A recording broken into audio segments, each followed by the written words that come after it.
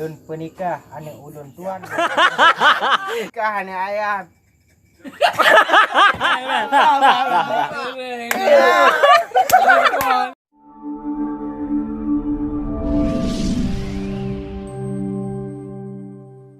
Nyo tengok acara menikah bak kedai kopi. Rokok dua. Langsung buat kedai kopi menikah. Bak kedai kopi menikah mengkarat ke? Tungku lintu mengkarat. Siap tengku harmoni. Kakak siap tak no? Ikutnya bagak dulu. Tak berapa. Tengku harmoni. Halung pak. Dun penikah ane ulun tuan mutmainnah. Gugata. Baik-baik main nak. Baik depu tu baik ni Aisyah.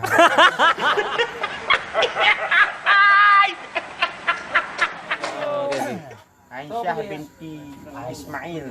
Kak pilih ju baik home. Kak gelau ju Tengku sobo. harmoni. Ini ayah Roy. Tengku harmoni. Nah ni umpam.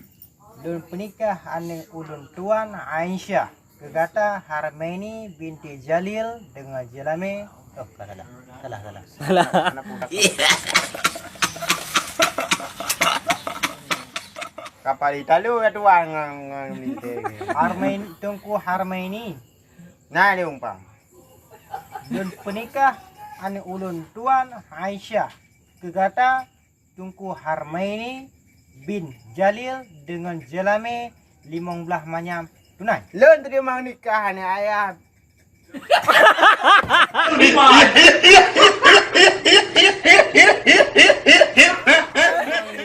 ni ayah. Iba jalan. Rebut nan ke ulung tuan nantong. Aisyah. Terima nikah. Ane ayah. Aisyah ke ulung tuan Dun trimong nikah. Aisyah ane ayah ke ulun tuan. Aisyah ane ayah. dengan jelame Yo dia yo sebut. lego tu dia mentar dia umpam macam tu. Okey, bagah. Tengku Harmoni. Nah dia umpam. Dun penikah ane ulun tuan Aisyah.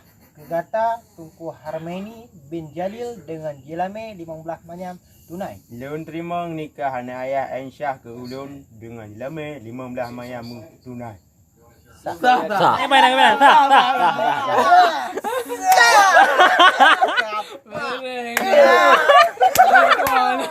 Aku kata Alah.